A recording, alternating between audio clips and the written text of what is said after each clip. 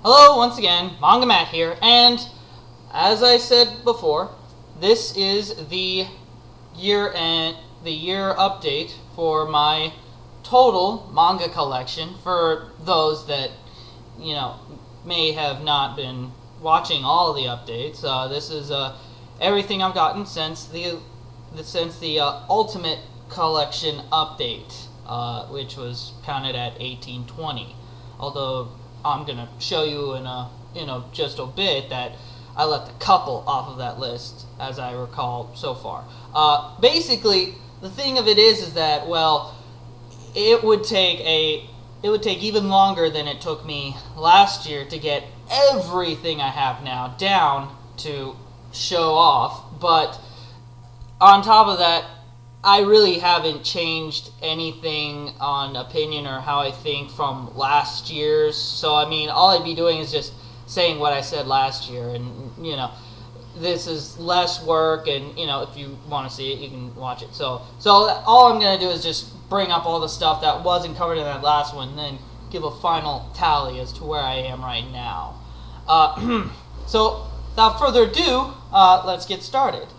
First up is Evangelion, Neon Genesis Evangelion, Volume 10. Now, I've got this from a guy, Manga Stop is his name is his username on YouTube, and he was more than willing to sell it to me along with a few other really choice manga titles. But of course, Volume 9 is very pricey, which is the only other really hard to find volume of this that I really need to get. And also, given that this is now releasing 3-in-1s, and basically by the end of the year they're going to be pretty much caught up with where it is right now at Volume 13. So I may decide to no offense to Manga Stop, I'm gonna just sell this and take whatever I get from that towards just getting in the 3-in-1s, which are easier to get. Also, these are available digitally, so if you want to go the digital route, which, I mean, that's not really my thing as of yet, I'll see later maybe, you can also do that as well, and it's fairly easy to afford that as well. Next up, Volumes 1, 2, and 3 of Wandering Sun, which I remember I got this starting last year. I think Volume 4 is going to be coming out sometime later this year, but this is an absolutely wonderful manga series. I really like it a lot. It's very adult. There's not the main subject matter is a boy and a girl who enjoy cross-dressing, but it treats it in a very serious kind of tone, and there's not a lot of this, hijinks kind of thing. It's played very serious and somber, but still very emotional and wonderful. Matt Thorne actually translated, and it's gorgeous printing by Fantagraphics. And I highly recommend that people not only buy it, but pre-order for the next volumes, because there's a lot of wondering as to whether or not Wandering Sun will not see more volumes, as I really would hate to see that happen. So I really enjoy that. Then, along with the Matt Thorne translated stuff, Drunken Dreams and other stories, which I highly recommend this as some Son Hagio goodness. This also was released by Fantagraphics, I think, although it's weird that they did kind of this weird, Fantagraphics, although they did this weird kind of manga logo symbol thing, which is not on any of their other stuff. But needless to say, a gorgeous cover, gorgeous presentation, and everything. Really enjoy that. Then A Bride Story, Volume 4, which I already talked about that in the other update. It's still a great series to pick up for shoujo. Then Tezuka's Swallowing the Earth, which this is still the Dark Horse edition, the original first edition printing of it, which I was glad to find, because I initially kind of didn't like it, but then I said, no, it's pretty okay. Then it was really expensive, and then it just so happened that Digital Manga Publishing did a Kickstarter to get a second edition of this out. So I was really excited that this is now easy to buy. Genshiken season 2. Genshiken second season volume 1, which this is a direct continuation of the Genshiken manga series, which is kind of odd that they call it second season volume 1, especially considering that inside they still list it as volume 10, and they even pick up the chapter numbers from where it ended in volume 9. Although I don't think it's really that bad, because it does signify that it's the beginning of a new arc, which it really is the beginning of a new arc, and quite honestly, it wouldn't be too difficult for somebody to just start reading the series from here. Fortunately, also, Kodansha Comics is also releasing 3-in-1 collections of the first series, so if you haven't read those, you can read those fairly easily. Also, I don't think the individual 9 volumes are even that hard to find either. Now, these are 2 of the mangas that I left off of the last Ultimate Collection video, which I don't know how I missed these. They must have just been somewhere else, and I just skimmed over them. But it's Panorama of Hell and Hell Baby, which these are both really fun, really cool horror mangas from Hideshi Hino, which are both really, they're that classic kind of, you can just see right from there. It's just disgusting and bloody, and also very perverse and just disturbing imagery, and it's really just, they're really cool, especially Panorama of Hell, which is oddly very biographical. It focuses a lot on his life and the life of his parents, actually, and everything, kind of this warped reality kind of sense. They're both very good, although Panorama is very hard to find for a good price. So you might have to save up a little if you really want to get it, but it is really worth it if you're into his style. If you don't, get a few Hino stories that are maybe cheaper ones, and see if you even like his art style before you decide to get that one. And then let's see now. What is this? Earth Invader Girl Kyuko-chan, which I got volumes 1 and volume 2. With volume 1 in this cool little slipcase hardcover, which I read both of these, and I didn't even know what the heck the ending was about. It made no sense, and it's even more hilarious because at the end of the second volume, they even have a editor note saying, "So what happened?" Because where he even says, "I wish I could tell you." Like, I wish I could tell you what happens. Very little indicates anything. Use your own imagination to fill in the blanks. That's actually hilarious that the ending of this is actually so bizarre and vague that even the translators had to go out and say, "Yeah, I'm sorry, we have no idea what this was." But in any case, moving along. Next up we have Megaman Megamix, volumes 1 through 3, and Megaman Gigamix, the sequel series, volumes 1 through 3, which both of these I highly enjoyed a lot. Even granted, I've never actually played an original Mega Man game. I think I played a little of Mega Man 3, but that's really about it. That was like when I was really, really young. And although I did play Mega Man X, I played X1, 2, and then 4, and then I think 5, 2, and then also a lot of the Mega Man Zero games on the DS. Game Boy Advance. Played those two. They were a lot of fun. But needless to say, these are really fun to read and check out, especially because you can really tell that he knows and understands kind of how the Mega Man mythos works. He understands like which robot master would act this way or that way, and he also injects plenty of humor in it too, which, I mean, yeah, why not? Mega Man is like a kid's game, so it should have some humor in it. I mean, there are some legitimately dumb and silly things in Mega Man that are worth exploiting. Mega Man X, maybe not, because that story was a lot more serious in a lot of different places. But the Mega Man games, sure, why not? I mean, Rush, I mean, this weird transforming dog thing, that was pretty cool. But yeah, I highly recommend both of these series. If you really want to see a good adaptation of a video game property into a story, especially one where like Mega Man doesn't even really have that much of a story to adapt. Next up, Aqua Knight, volumes 1 through 3, which I highly enjoyed this series. Now, to be fair, this is the same guy who did Battle Angel Alita, Yukito Kishiro, and also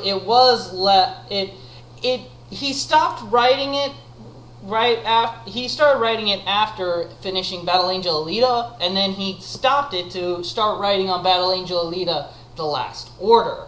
And supposedly, I think Battle Angel Alita Last Order is going to be ending soon, because the latest volume that came out kept referring to something like a climax or something, so who knows? He has said that that finishing Battle Angel Alita, he would continue to do more of this. And to be fair, it's not left on any sort of a cliffhanger. To be fair, this is a complete saga. This is a satisfying chunk to read on its own, with still room for continuation. It's kind of a cool high fantasy kind of story. So whereas Battle Angel Alita was very sci-fi, this is very fantasy. And it's also interesting just the kind of different art style that he takes with it that really lends itself.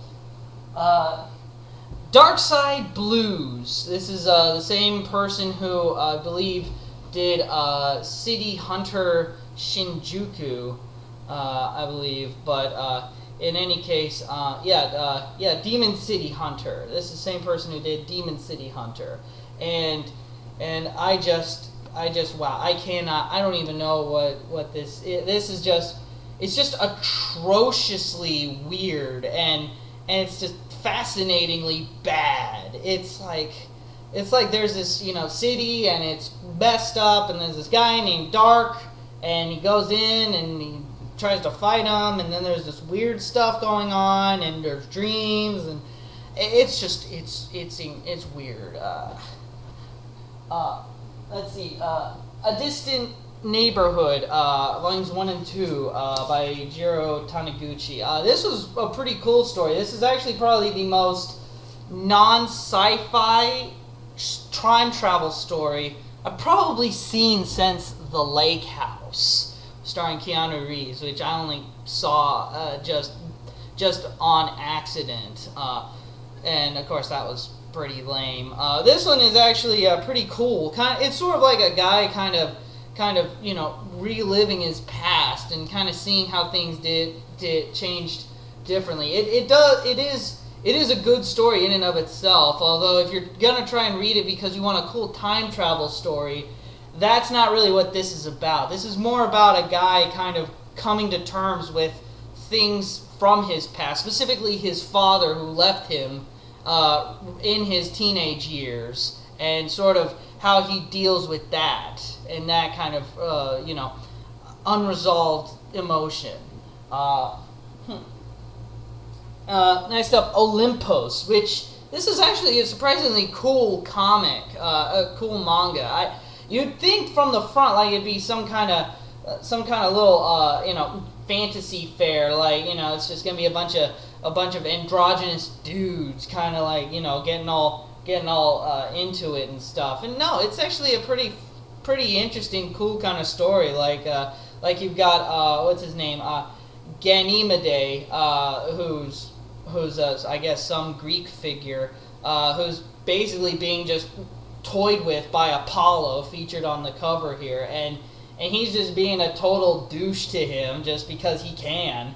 And it also is sort of like the ideas of kind of how gods would think of themselves. Like, gods never lie. Because why would a god ever need to lie? Because I mean they're so that it's such a petty human emotion that they don't even register. It also has some cool back and forth dialogue between mortals and gods that is very reminiscent of like Neil Gaiman in the Sandman series. So it's actually surprisingly good. I really enjoyed that. Let's see, 5 centimeters per second, which I've actually read. I watched the anime before reading this.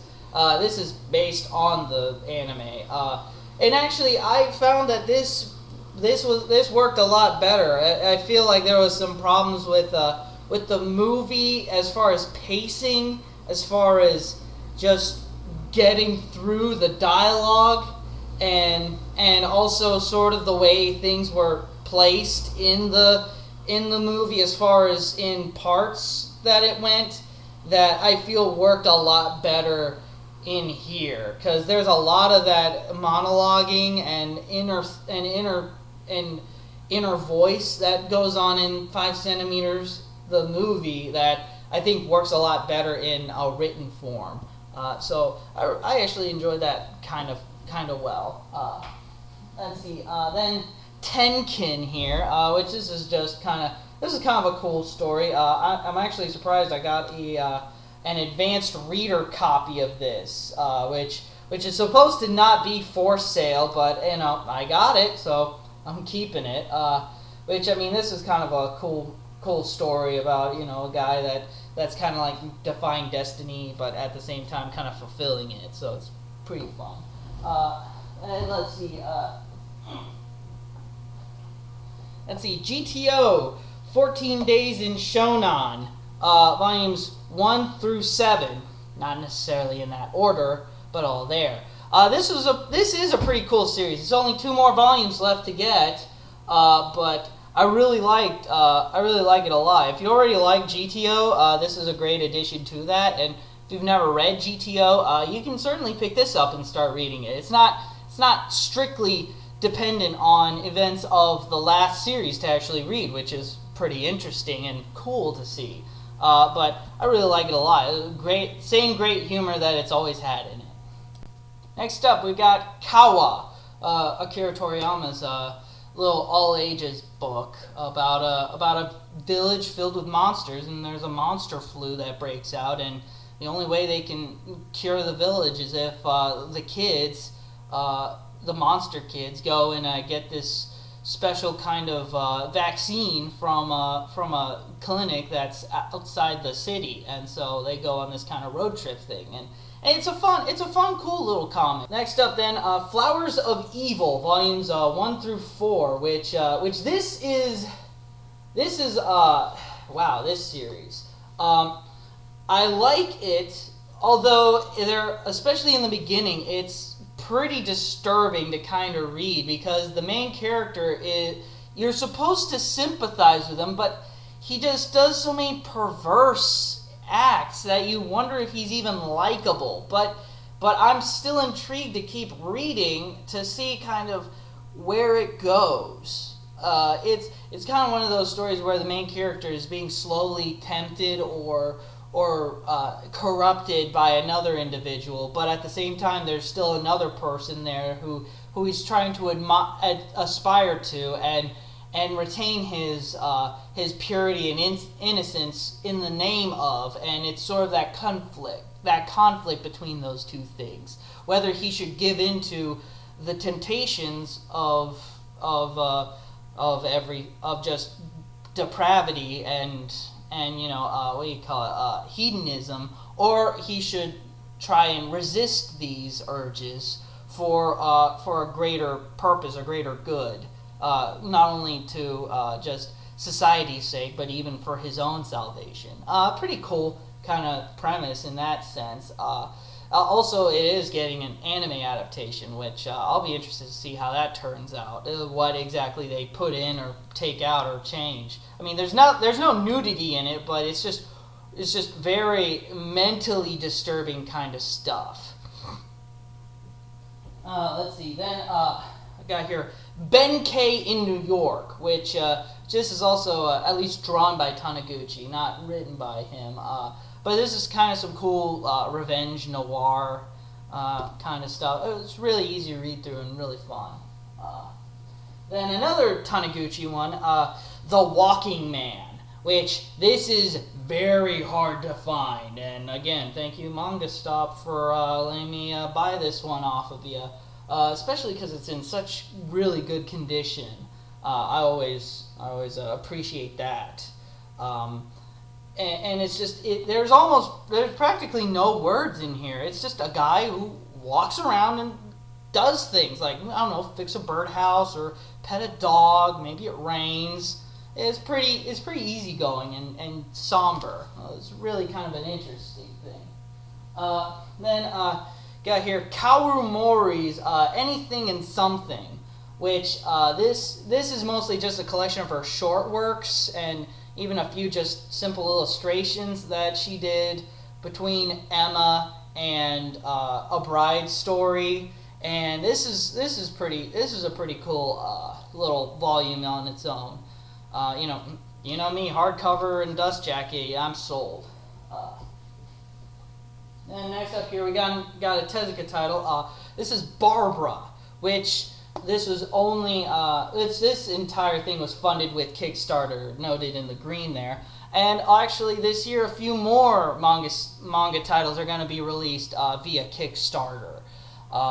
And I'll be looking forward to all of those, especially Unico. I really am going to be excited about that one. And you know, it's good quality presentation, good quality paper, and it's a shame that it's really spiked in price since coming out. Mostly because I guess, you know, the way Kickstarter works, you know, they could only print so many, and just fill that immediate demand, and then maybe print a few extras for, you know, retailers to carry, and that's about it. But I do recommend it if you like his older, more adult works. I liked it a little bit better than Ayako, a lot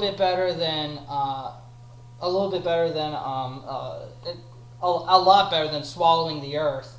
Not quite as good as Ode to Kirihito or Mu. So it's right in that area. So just keep that in mind. Let's see. Nononba, Shigeru Mizuki's title, and this is actually pretty interesting because this is semi autobiographical, I think. Mostly talking about his childhood, although to be fair, in the story he's not referring to himself as Shigeru. But Nononba is mostly about his childhood, and especially his relationship with his grandma, who his grandma, you know, mostly inspired him with the folklore and the cultural history of all these tales of these monster creatures called yokai, which are basically just these demons that are prevalent in Japanese folklore, and you know, kind of what got him interested in yokai, and then eventually making his smash hit title Kitaro, or I think it's The Graveyard of Kitaro, which then became the anime Gigigi no Kitaro, which is going to come out in just a couple months, called Kitaro, at least Volume 1. I think the way the version they're going to be printing is one where it's going to be 8 volumes of it, which I'm very excited about getting Kitaro. Drops of God, Volume 4, and then Drops of God, The New World. I am very sad to find that this title has been canceled. There's no more Drops of God. That's just a shame. You know, I didn't really expect there to be much demand for a wine manga, but you know, I kept my hopes up when they managed to get Volume 5 out, which, yeah, this one skips ahead like about 15 or so volumes, but it's a shame that they just couldn't keep it going. You know, it's just it was cool. Like it was like, you know, kind of edutaining. Like I was learning about wine, and there was also this cool little story going on. But oh well, what are you gonna do? People are gonna want what they want. Thermae Romae, which this is another cool kind of time travel manga. This time it's a guy in the past who designs baths in Greece, ancient Greece, and he keeps getting randomly teleported to 1970s Japan, where he's experiencing all these modern innovations in bathhouses in Japan, and then he goes into the past and puts these into his works and designs, which may explain why Greek culture and architecture seems so ahead of its time. They might have been accidentally stumbling into time travel. In any case, you know, gorgeous hardcover, and also this neat little dust jacket that's transparent and also works to cover up the naughty bits on this fully realized statue of David, and then also on the back here this artistic license with Venus de Milo, possibly with her restored arms. Yoshihiro Tatsumi hardcovers, which these are the ones that he released from 1969 to 1972. These are the hardcover versions. They also have softcover versions that recently came out that you can go and get for these. Highly recommend it if you're into that underground manga kind of scene. Let's see. Breathe Deeply. Breathe Deeply, which this is kind of a sci-fi manga, you know, kind of about the development of this new kind of, basically it's like a heart-lung machine, except it's actually portable, and kind of the interesting uses of it, and also possibly some of the ramifications of such technology getting out. So this was pretty cool. Also, there's this very interesting and engaging love triangle that's the emotional focal point of the story.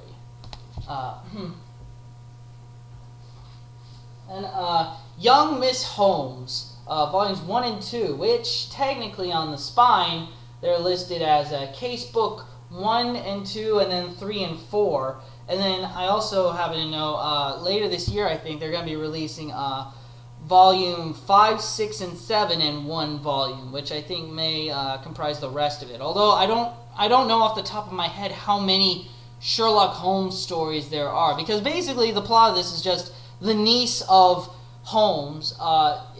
She's the main character, and she'll just occasionally follow her uncle along on all of his cases. And although it's not like a lot of those kids stories, where a lot of those kid adaptations of adult stories where they change it up so that, you know, the main character kid is the one that solves the cases. No, Holmes himself solves all of the cases, just like in the book. Just she's added as kind of this background kind of main character, but it's focused on her, and it's interesting and fun, and you know it's an easy way to get introduced to the classics. If maybe kids aren't gonna just pick up and read Holmes, I don't think, but that could be a fun way for them to get interested in that. Let's see, then yaoi manga here, which I just got I at first got it strictly just on the title, but it turned out actually the manga itself was pretty fun and interesting itself. It's called All Nippon Airline, which of course, if you some versions of it have it in its abbreviation, which A.N.A.L. You can put those letters together at home and see kind of how the premise of this works. Basically, an airline of just nothing but gay male flight attendants and kind of all the weird things that go with that. They're mostly just these short little stories, but they're all very fun. I really actually enjoyed it. It was actually fun and neat to read. Then The Boxman. This is some weird stuff in here. Just a dude delivering a package and weird stuff. along the way. Very easy to read, very quick. If you can find it real cheap, you might like it. I would not recommend paying the $25 that this thing retails for, which I didn't, so I really wouldn't. Then here, Yoshihiro Tatsumi's Fallen Words, which are a collection of some feudal Japan style stories. This is actually interesting because they're very there's a lot of drama in it. There's a lot of serious tone in it, but all of the short stories always end on a punchline. There's always something fun at the end of each of these stories, despite how serious or even kind of tragic or like deadpan kind of non-humor that they even start as, which that's pretty interesting that he can pull it around like that. Very fun. I also recommend this if you just want some fun short stories. They're also kind of poignant and interesting to read, but you maybe aren't interested in the more very adult themes of his short stories from 69 to 72 and those hardbound collections. These are definitely more Japanesey if you prefer that kind of content. And then got this January, The Heart of Thomas by Son Hagio, which, yeah, this is gorgeous. I absolutely love this. It's very heartfelt, it's very dramatic and serious and emotional.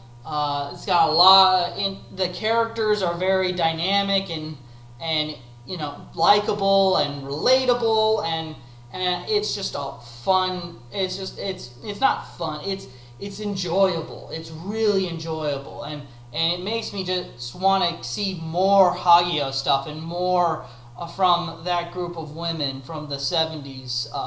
Maybe even a edition of Rose of Versailles. I still would love to get a collection of that, and it would be just basically like this. Although, to be fair, yes, it's that one was written by Ryoko Ikeda, not Son Hagio, but they do have similar drawing art styles and everything. Really gorgeous edition too, and also you can usually find this fairly cheap on Amazon actually.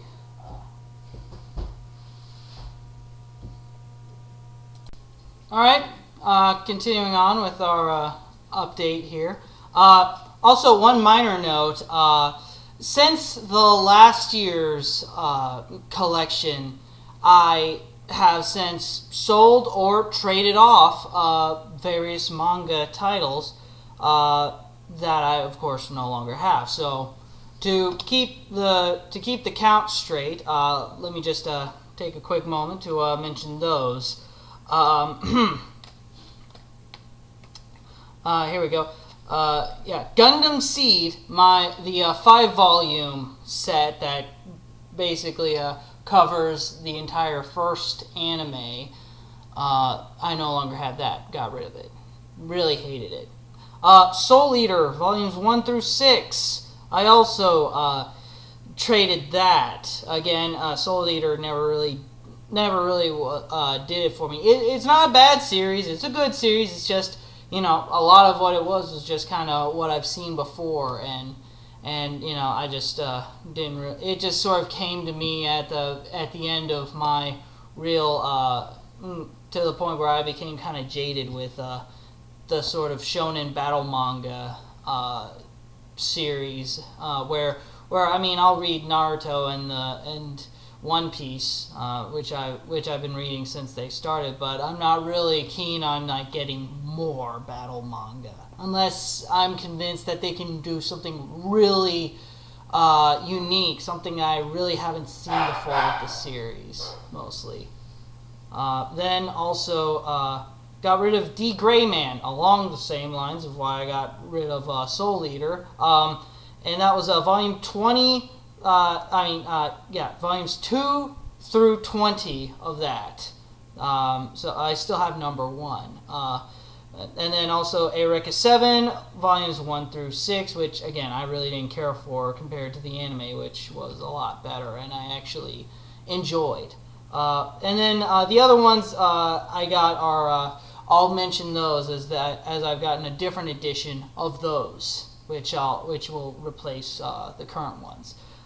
So there you go. Just wanted to put that in there for posterity. All right, so continuing along here, we have Bokurano Ours, volumes 6 and 7, which is pretty surprising that it takes Viz a whole freaking year just to get 2 volumes of Bokurano. It's a good thing that this series is only like, I think, 11 volumes. Of course, for that, this is going to take another 2 years at least to put out then, to finish this series off, for Christ's sake, man. Oy. But it's still a good series. I still enjoy it. Speaking of series that are ending, we have here Slam Dunk, volumes 21 through 26, which leaves us with just 4 more volumes of Slam Dunk before that series is over. Rather auspicious that I bring that up, given that it is currently March Madness.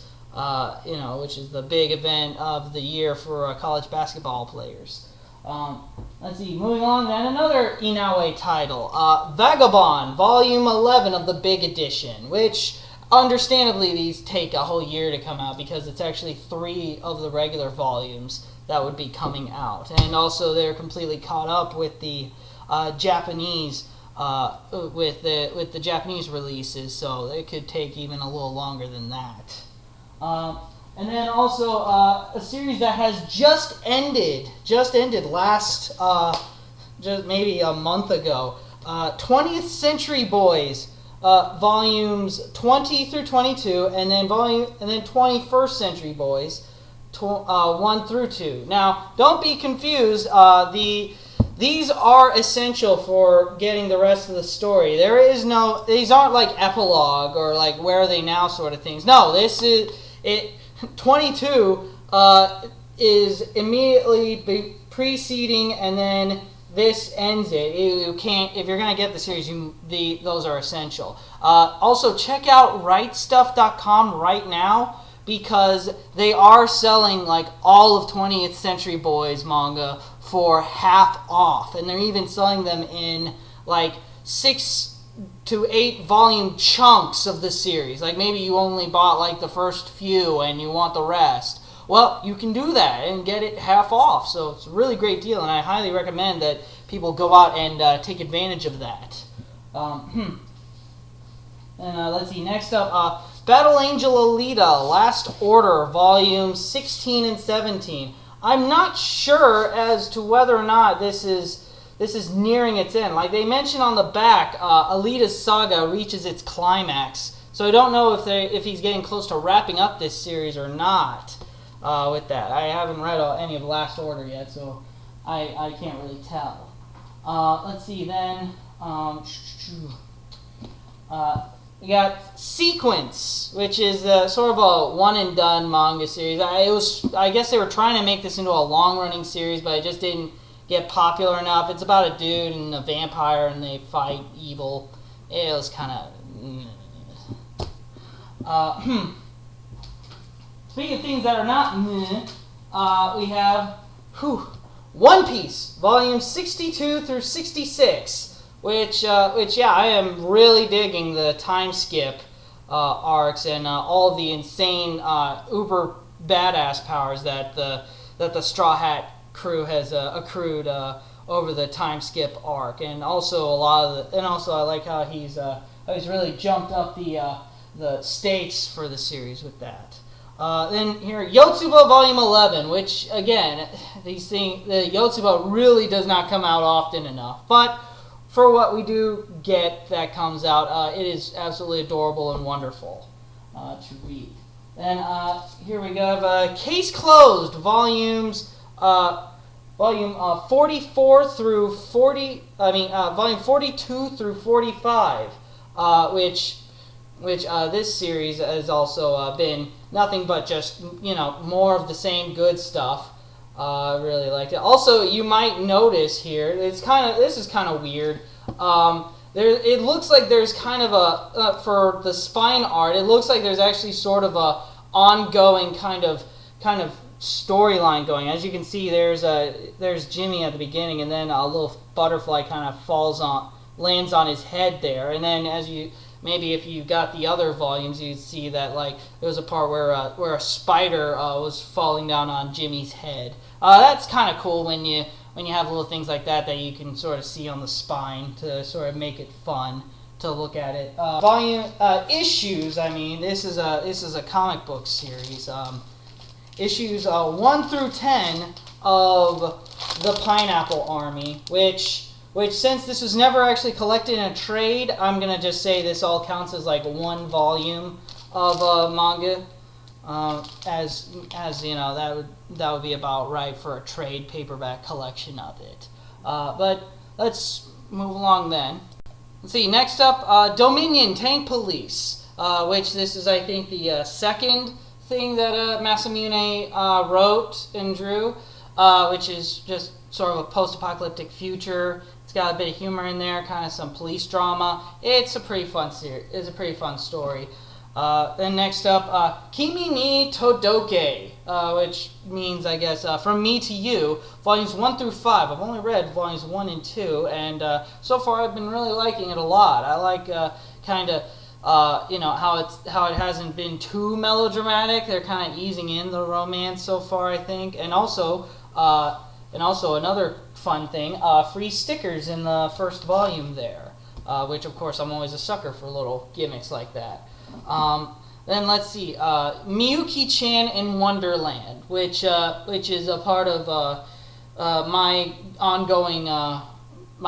current ongoing fervor to try and get all Clamp titles that have been translated into English so far, which I think is technically like all the Clamp titles, period. I think that everything that Clamp has done has been translated so far, but this is one of their little mini anthologies that they did in their early part, or no, not early part, just kind of like, you know, here and there they do a little one, but this is kind of fun. It's like just a girl and she goes into these weird kind of Wonderland kind of scenarios. Then here, Trigun, Multiple Bullets, which is a bunch of manga artists who kind of take their own artistic license and sort of just draw their own kind of ideas on some Vash the Stampede stories, either taking place before, during, or after the main series of Trigun.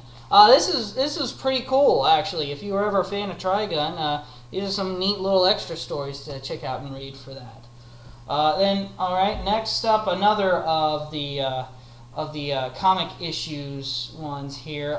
This is Doctor by Ipanagi Bang. Here's all 6 issues of Doctor, which is kind of like if Blackjack, the rogue surgeon, was in like medieval times, and there was also maybe some magic added to that. It was a pretty okay series. And then over here we have a Virtual Bang, which is another Ipanagi Bang series with 1 through 5, which was all that came out of that series there. So both of those, one manga volume each. So just to keep track of that. And then another manga that's by the same guy who did 2001 Endless Nights. This is Saber Tiger. Pretty cool little sci-fi manga anthology there. Then let's see. Also, along with some of the other manga series that I've been playing recently, like just in the past few months, I've been actually trying to just sort of collect like all manga from just a single artist if I think that I can actually get it. But so for this next group here, I got just a bunch of Fumi Yoshinaga stuff. Here we have Lovers in the Night, which actually has not been taken out of the shrink wrap there. Then this one, Truly Kindly.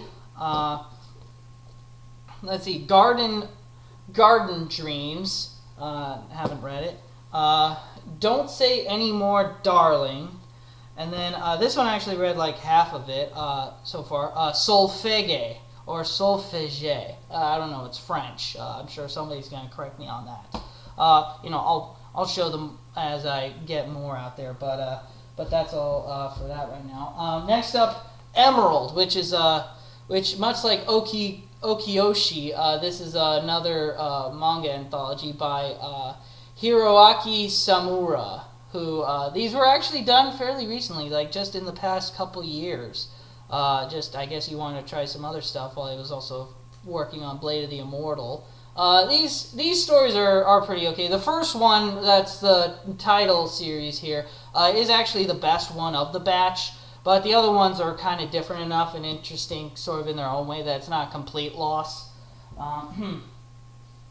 Then let's see what else we can dredge up here. Some more Masamune stuff here. Dominion, Volume 1, Conflict, No More Noise, which is a ridiculously long and complicated title. It's just sort of a continuation of Dominion, also at the same time sort of a reboot of it. Just kind of more of the same with a little tweaking.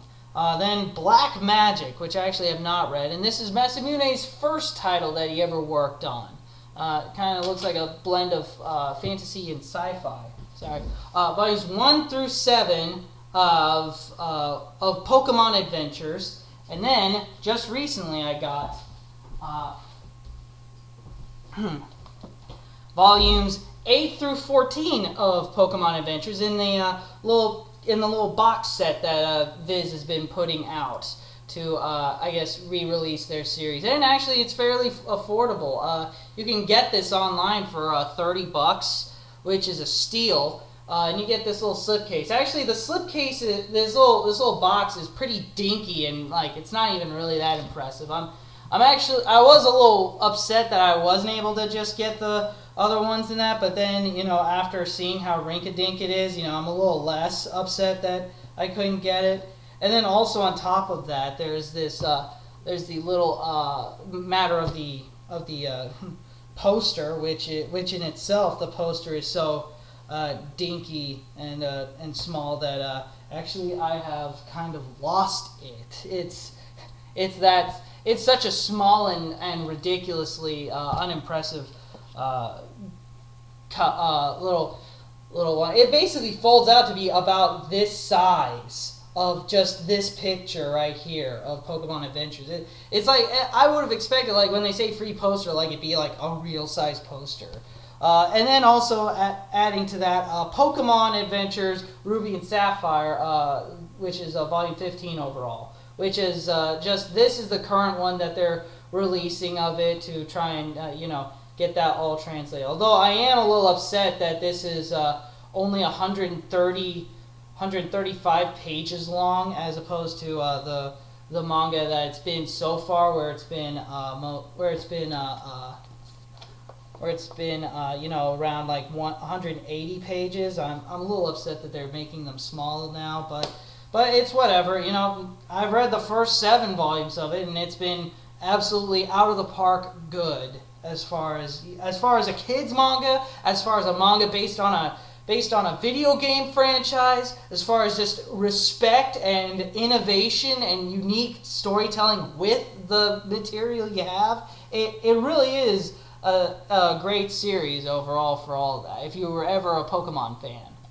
Alright, next up we got Lucky Star, volumes 1 through 8. This is unfortunately all that is going to be released of the series, as Bandai, as some of you may know, quit selling their stuff over here, and so I know Lucky Star volume 9 came out, but unless some other distributor decides to pick that up, we're not going to see that. But for what I've got, I mean, that's plenty. I've only read halfway through volume 1, and I mean, the humor isn't laugh out loud funny, but I mean, it's not like bad. It's still good. I mean, it's just sort of, I guess, one of those things that, again, I gotta let the characters grow on me before I can really sort of dig it. But I mostly really got it because my Books A Million was closing, and I found volumes 2 through 8 of Lucky Star here for 20% off each, and for $66 for all of this, that is a steal. Especially if you look and see exactly how outrageous they go for now. So I knew I just had to pick it up, even if I may not have really liked it. Next up, the Clamp series, Clover, the all-in-one edition here. I'm a little upset at kind of how beaten up this volume is, but then again, I paid dirt cheap for it, so I can't be too mad. The interiors are still fine, though, at least. I read this in the 4-volume, the individual 4 volumes version of this, and it was a pretty cool story.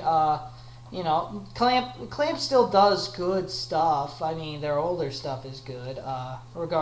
Maybe their newer stuff not so much, because they want to try and keep making these long, drawn-out series. And sometimes I think Clamp isn't really good at the long, drawn-out kind of series, because that involves like really pacing things out, and I think they kind of meander after a while when they kind of lose focus. But their shorter stuff, I would say is their best stuff. The shorter, the better. Then next up here, as one of the amendments to my previous collection here, we have Paradise Kiss volumes 1 through 3 of the vertical edition. Whereas previously I had the 1 through 5 Tokyo Pop version. I am now just going to try and either sell that or trade those with another collector for some other manga series I can find, and just keep this series because it's a lot nicer. So when I or you at home decide to calculate how much manga I have, just sort of do a -2 for this part here on the total tally. All right, well, thanks, and I'll see you in the next part then. All right, next up we have Gantz, volume 1 through 18 right now, which I've already ordering up to, I think, volume 21 right now, and 26 has just come out of the series. I have a lot of mixed reactions thinking about Gantz, because on the one hand it is a lot better than I remembered it was in some ways, and a lot worse in a lot of other ways. The best being just the art style. It's just a great meshing of computer effects and hand drawn. So mostly the computer effects being on all the weird tech that they use in the series, like specifically the Gantz ball right there. That's sort of their main hub, and then also the suits and the guns that they have. A lot of great detail and a unique look with that, which I appreciate with it. But then other than that, like, the story really has a lot of problems with it. Specifically, how Gantz will introduce ideas and then subsequently just drop them or forget about them. Like they'll introduce sort of like, apparently the whole idea that like Gantz won't let you will explode your brain if you reveal that it exists or reveal any details revealing that Gantz exists, which that was kind of cool in the beginning, sort of explaining why no one's ever heard of it. But then it's like by volume 17 and 18, like they're having these big bloody battles in the middle of a mall, and people can see like stuff blowing up, and the aliens, which aren't invisible, just falling over dead, and they're just like, I don't know, they must be doing it for a movie. Hey, those are some really dedicated street performers. It's like, no, people aren't that dumb. And it's like, and it really hurts, because one of the big things that I think is what's supposed to be the driving force of this series is how much it makes you think. Like, it's sort of like one of those survival horror things where you kind of can put yourself in that situation and think like, how would I do that? Or how would I react to that situation? And it kind of defeats it when there are moments where characters are just complete idiots in it. And then, like, other parts where like how is it that Kei Korono can even go back to school? If he's dead, and they even show in the manga how like 2 high school boys brutally killed in the train accident, and it's like, really, no one could identify those bodies. No one, there wasn't some train footage, and then everyone's like, how the hell did you live? It's just like there's a lot of problems, and then also on top of that, just the inconsistencies with like how the Gantz works. Like, sometimes it's a complete dick, but other times it's like, why is it helping then? And then, like, what's even its ultimate goal? And then, like, it's just, it really, and then also the vampires, like, they just are there and then they're gone and then they kind of come back again. And it's like, are they aliens? Are they people turned into vampires? Because the one is Korono's brother, and it's like, I don't know. I just want answers. Can you just give me some answers? That's all I freaking want. But anyway, that's that series. What it delivers well. Just a bunch of gory, cool, super action. And, if you like that, you love Gantz. If you want more substance, some deep emotional character growth, you're severely lacking in that. I'll admit, some characters do get a little bit, like Korono gets a very little bit, like when you kind of get a glimpse of his family life, kinda. Some of the characters are likable, but you don't really get a lot of depth with them. I think maybe Kaze, the guy that looks kind of like he's from Tekken, and the little boy, Takashi, and their kind of relationship, I think that's pretty heartwarming and interesting, but it's like there's never enough focus on those sort of things. So it's a very mixed bag, and a lot of people praise it, and it's good. It's just not great, and it's just not like a masterpiece. Like some people, like I know there's this one guy who was like doing his top list of manga, and like he put Gantz over 20th Century Boys. I'll post like the name of his YouTube account like down here, not to like flame him or anything, but just so you can kind of see that I'm not making this up. But he actually put Gantz over 20th Century Boys, and that is some bold statement right there when you're gonna try and convince me that it's better than that. Like, yeah, it's his opinion, but no one's gonna say that Jurassic Park is better than Star Wars, Empire Strikes Back, or no one's gonna say like I would compare 20th Century Boys to maybe sort of not quite like Blade Runner, because there's nothing like philosophical in it, but just like Terminator 2. Like it's like that. There's a lot of interesting ideas and thoughts in it, and Gantz is just more like a very well done middle of the road action movie, like Independence Day. There you go. I would compare Gantz to Independence Day. A lot of people like it. It has some definite problems with it, but if you like it, that's fine. It's definitely not a masterpiece. Whereas, you look at Terminator 2, where that is an action movie masterpiece. Not like, it's not like Tezuka, where it's like, big thoughts and stuff, and there's like a lot of interesting depth to it. There's not really a lot of depth to 20th Century Boys, but it's still a good, well-written, consistent story with good, well-written, consistent characters that grow and evolve over time, as opposed to Gantz, where there's very little growth and development of characters over time. The only time there's ever growth and development is right before they die. But I'm just rambling now. Moving on then, we have Planets, volumes 1 through 5, even though volume 5 is broken up as volume 4 part 1 and volume 4 part 2 for some reason. I don't know why. I'll find it. I'm only halfway through volume 2, so maybe there's a legitimate reason why it's broken up like that. But this is a series that's very hard to find. but also very good. Especially if you're a big fan of that hard sci-fi. Like sci-fi that is just as realistic and believable as you can get. But I really like it a lot. It's got a lot of interesting ideas in it. Characters have aspirations, and it's very character-driven with that.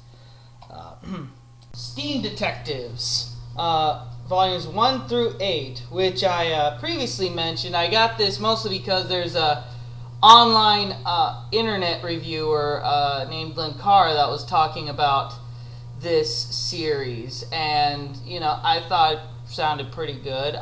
It's actually by a guy, Kia Asamiya, who is probably most known for his major works, Martian Successor Nadesco and Silent Mobius, which I probably will get Silent Mobius because I think like a few years ago Udon Entertainment released like some complete collection omnibus versions of it to make it really easy to get.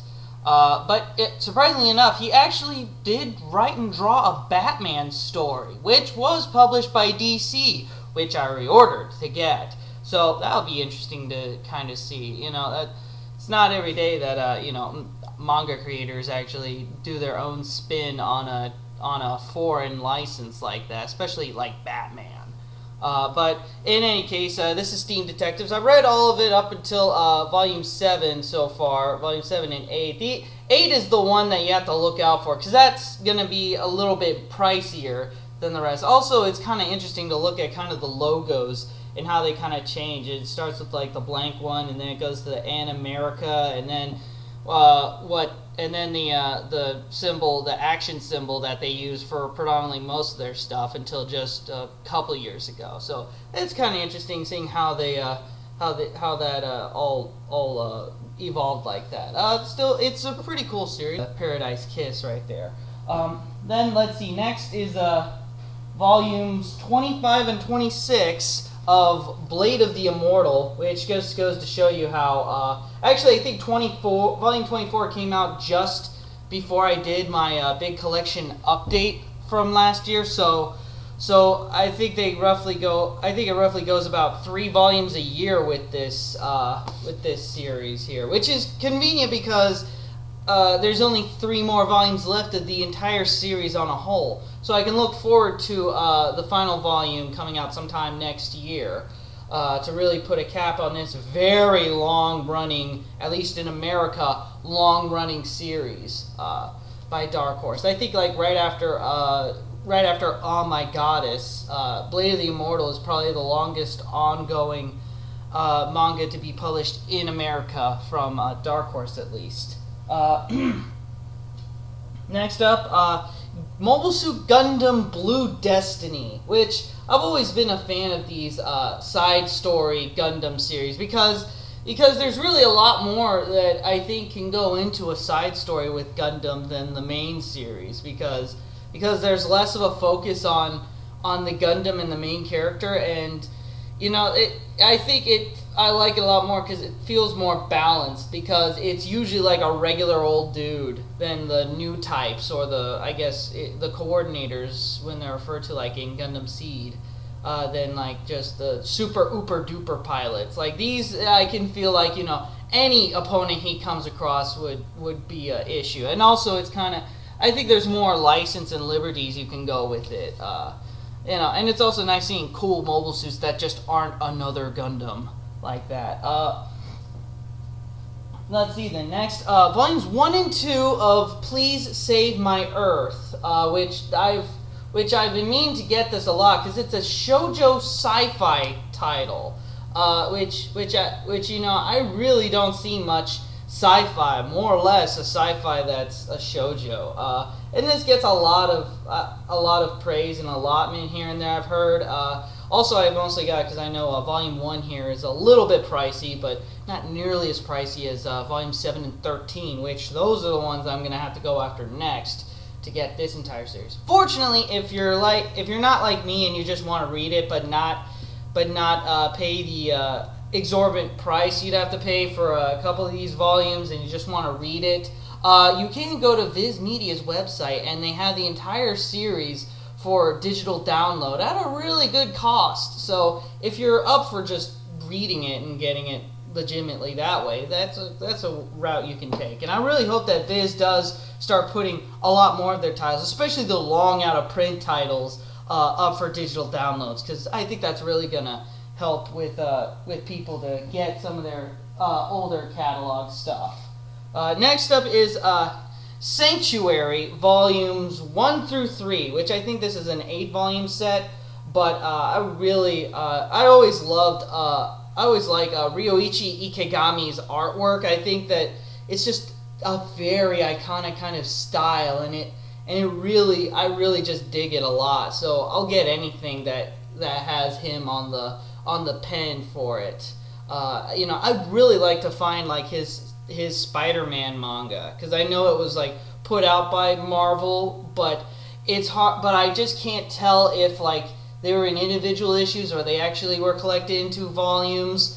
And just it seems like it'd be a really hard thing to track down and keep the numbers straight for that. But something like Sanctuary, like this is, I think I'm really gonna like this, because there's a lot of this political corruption, Yakuza underworld, and Ruthless Man. It sounds pretty badass to me. Let's see. Then next up here, I got all of these. I got like Sanctuary and these, and another thing, and this too from that used bookstore I go to a lot. The Last Word. Next up here, I got Urusei Yatsura, which is the Rumiko Takahashi title that really brought her into the fold as a big name in manga creating. This is these are like two of the collected editions of when it was in individual issue forms, and then this is another one which I think there's 8 volumes of these, but again I'm probably going to have to buy over some of these, because at least very early on, Viz had a very bad reputation of when they would release and then re-release titles in different editions and formats. They'd have a problem of keeping the stuff in order, especially because this right here, it'd be impossible to tell if this is like volume 1 or what, without like going in and like really looking at the inside cover to look at like the details here. Like, yeah, this is like, heck, it doesn't even say what it just says. This volume contains Yatsura installments from An-America Monthly, volumes 1 number 10 through volume 2 number 11 in their entirety. So there's no actual way of telling if this is probably like volume 2 or 3 or something, but I never really know, and I'm probably gonna have to buy these over. But I mean, I think it's still worth it, because I really dig all of Takahashi's stuff so far, and yeah.